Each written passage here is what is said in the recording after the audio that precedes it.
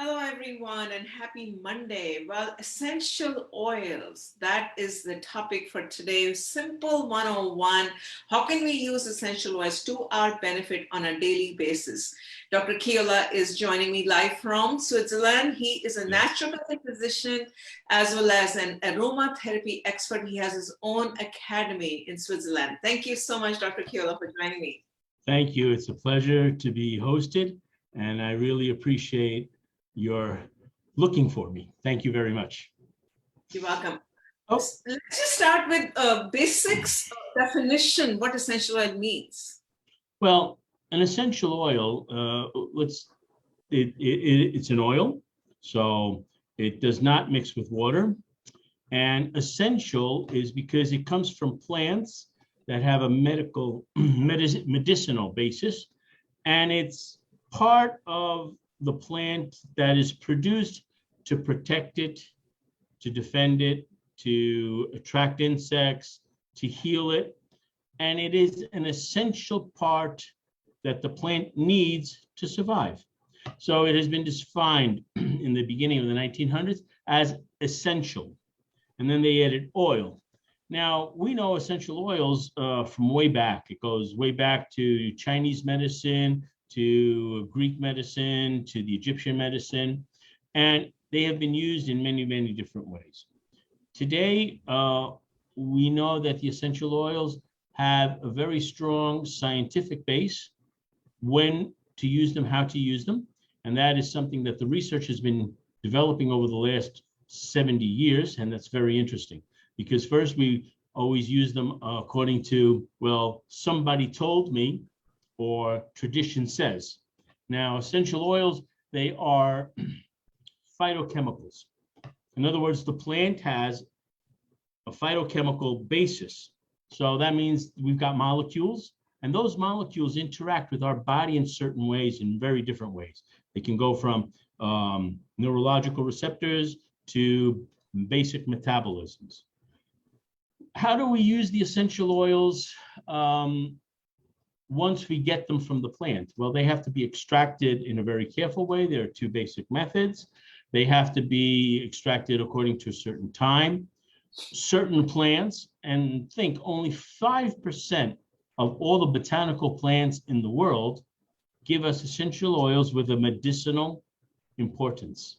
So it's not that every single plant we have can give me an essential oil that I can use for a therapeutical basis.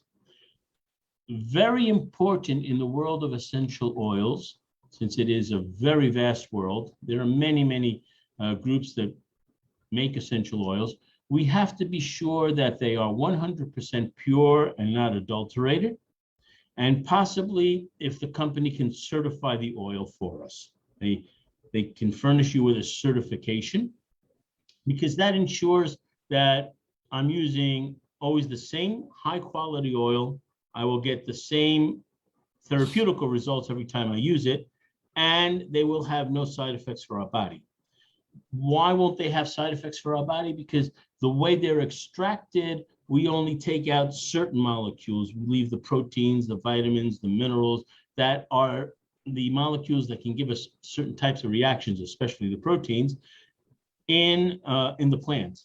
Instead, we just take out this very exclusive part of the plant, which is what we smell immediately when you open the bottle. It's like when you pass by a rose garden and you're passing on the other side of the street and you smell the roses. Now, what we're smelling actually is a part of their essential oils. So you can imagine how important they are. That's amazing. And then, like you said, essential oils have been used for centuries as therapeutic, right? Yes. So maybe simple oils that you could tell us is a quick 10-minute session that we do, but oils that we can use on a daily basis. Well, we can use essential oils on a daily basis following a couple of recommendations. We have to know the oils. Basically, we use them in two ways. We can use, very simply, you can use them topically, putting them on your skin. And there we suggest dilutions, and maybe we'll have time in another session to talk about it. And we also use it in aromatherapy in a diffuser. Now, many people don't understand that when we smell the essential oil, we're smelling hundreds of molecules that enter into our body and react with our entire physiological system. They react with our nerves, they react with our brain, they react with the metabolisms. Now, this is why essential oils should not be seen as a remedy for a disease. Yes, we can use them that way, but how would I suggest first to use them every single day? To keep ourselves healthy and to help us in a preventive way not to fall sick. For example, now we're all under this problem with this virus and many other influenza viruses.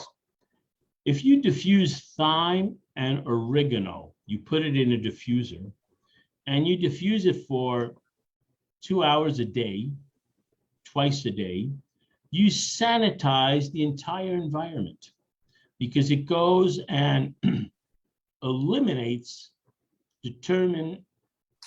certain bacteria and certain viruses. And this is supported by scientific research. Does this mean that you will not catch a flu or a cold?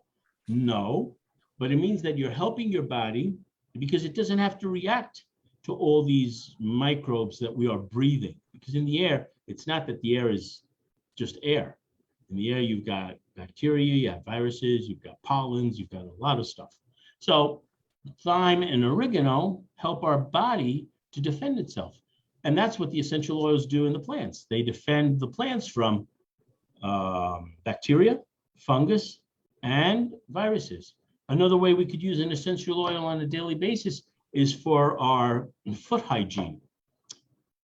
Especially in the summer, you walk and maybe you have sneakers on and your foot becomes moist out of sweat.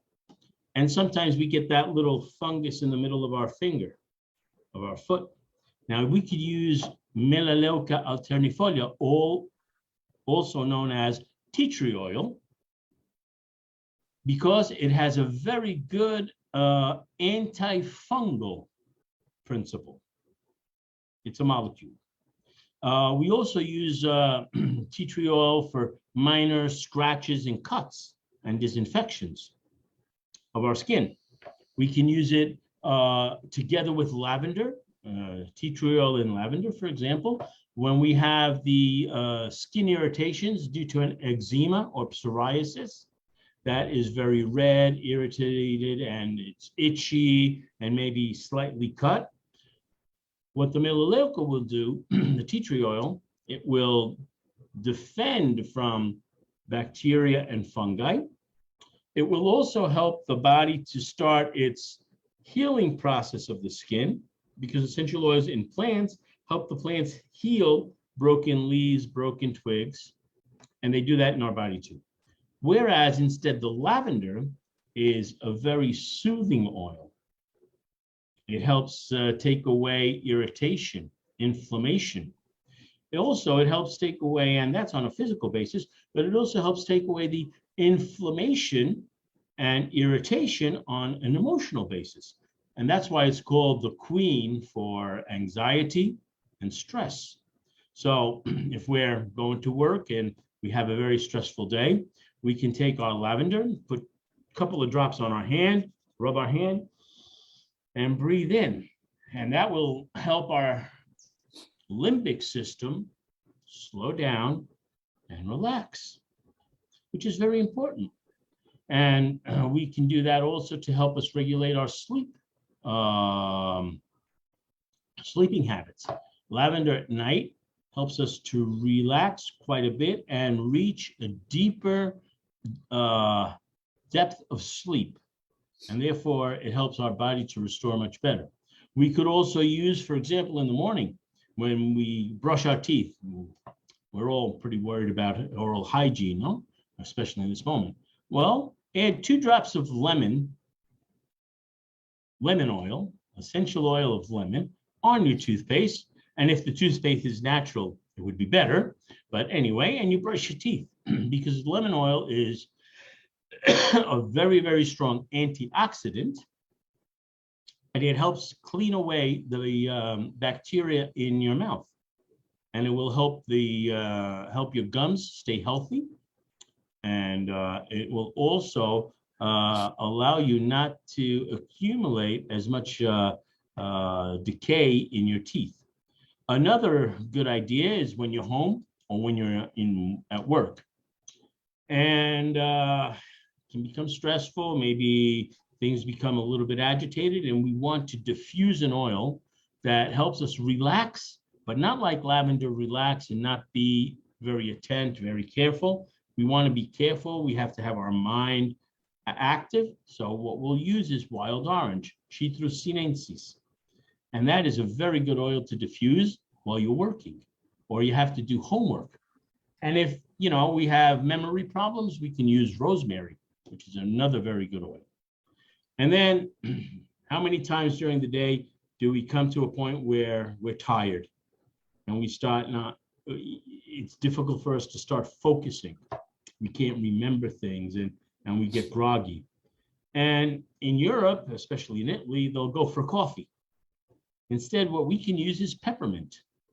Peppermint essential oil, which we can put a drop in our mouth, under our tongue. It wakes you up immediately. It's a very good neurostimulant, but it does not make you nervous. On the same hand, peppermint oil helps us relieve part of a fever. It lowers the temperature very slightly and keeps it under control. Or we could use it on our temples when we have a headache.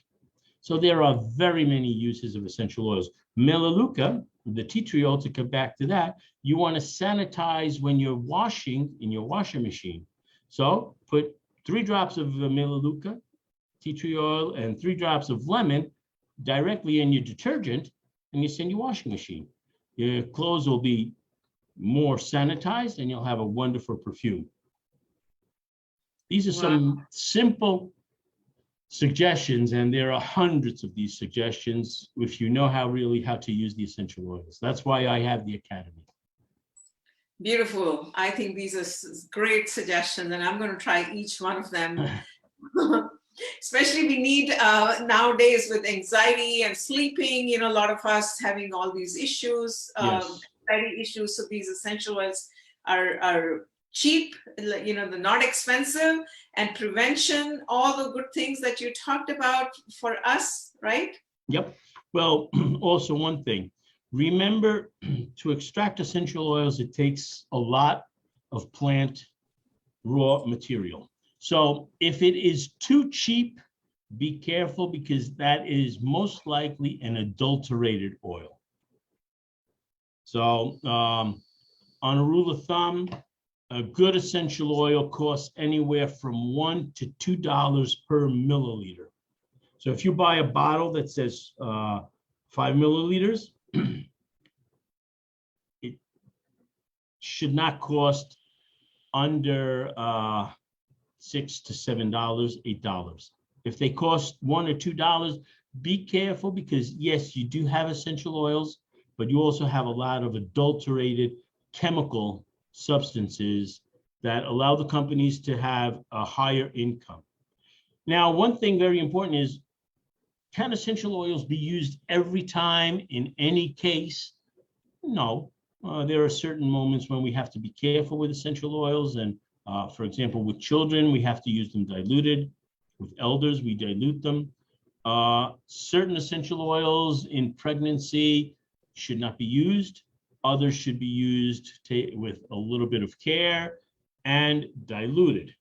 Do you put an essential oil directly on a wound? No, because it'll burn, except tea tree oil. So there are certain things that we should know and we should learn about how to use them and when to use them. Okay, well, this is a perfect crash course you did in 10-15 minutes. I think beautiful. Thank you so much. It's so useful for all of us to start at least using some of the words for preventive purpose, and that's what you were saying earlier, right? Definitely. Yes. Definitely. All right. Thank you so much, Dr. Chiola. Thank you, and I wish you all a wonderful day, and get the essential oils to use it in an essential life. Thank you. That's an amazing closing line. Bye-bye, everyone. Have a great week. Happy Monday.